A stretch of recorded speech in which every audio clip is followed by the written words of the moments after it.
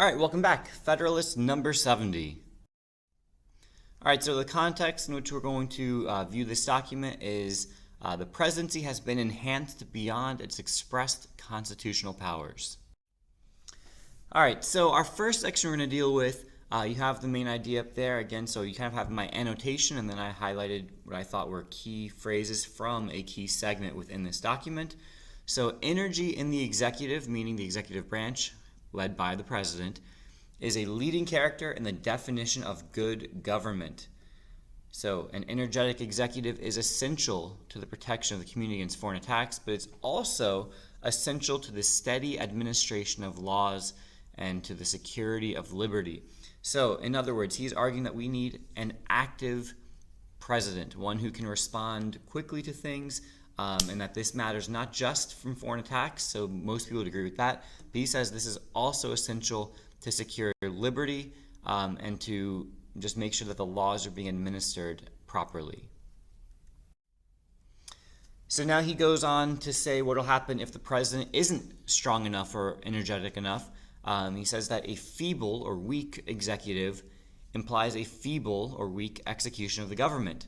And he says that this feeble execution is just another way of saying a bad execution, and a government ill executed, so not executed well, which must be a bad government. So if you follow his logic here, he is saying that if the president is too weak, feeble, not active, not quick responding, not able to get things done, then this will lead to a poor execution of government, which means that necessarily that the government itself is actually bad. So the implication here is that the president needs to be strong enough so that we have good government. Now, one of the things that this paper talks about a lot, he's talking about a unitary executive, unitary singular, one. This might sound like an odd thing for him to focus on, but you have to consider the time. They're deciding what the presidency, what the office of the presidency is going to look like because they get to make it up. And what a lot of states had been doing to that point was that they like to have the idea of having kind of like a council at the head of the executive branch. So there being more than one person, so no one single president. And that idea kind of makes sense when you think about everything we know about the Constitution and the framers. They did not want power concentrated in one place. So it makes sense that they would have considered having the presidency power divided up and not given to one person. But what Hamilton here argues is that in order to have that energetic executive he was talking about, to have that good government, you need unity, duration, and adequate provision for support and competent powers. So we need to have a single president, that's that unity, a unitary executive, a single president with sufficient powers, so he needs to be able to actually act, needs to have a sufficient term length, as well as a term length that's short enough that he's going to need to run for re-election, so he's dependent on the people. And the thought there is that he will want to win election again, and so that will encourage him to do what's best for the people. And he needs to be, like I said, subject to the people. So, single president, unitary executive, that's what Hamilton is talking about here.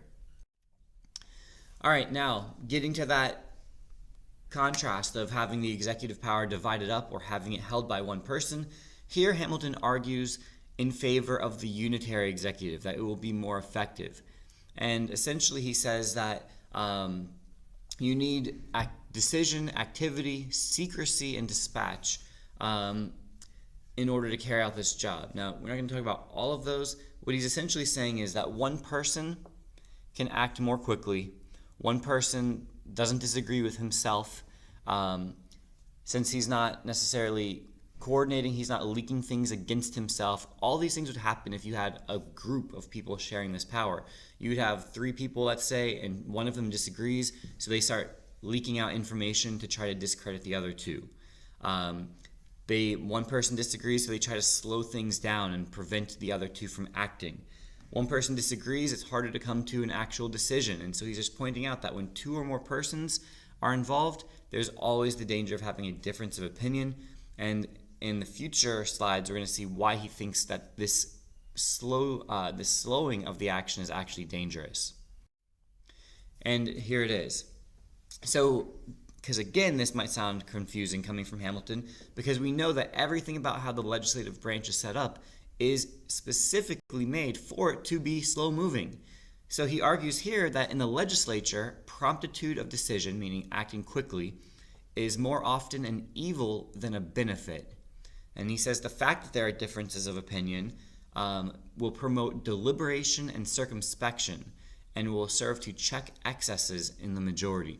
So what he's saying there in that top passage that I have clipped is it's good for legislative branch to move slowly, because if it didn't, the majority would be able to possibly be unchecked.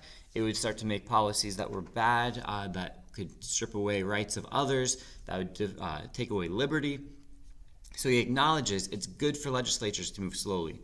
But he says that for the executive, says the most necessary ingredients for the executive are vigor and expedition. So it's talking about strength and speed. So the president needs to be strong enough to act, and it needs to be able to act quickly. Goes on to say, in the conduct of war, in which the energy of the executive is the bulwark of the national security, everything would be to be apprehended from its plurality, meaning that we need a president who can act quickly, especially in war times, and by slowing that down, by having multiple people, disagreeing with each other and different opinions and all this stuff, that would put us in grave danger.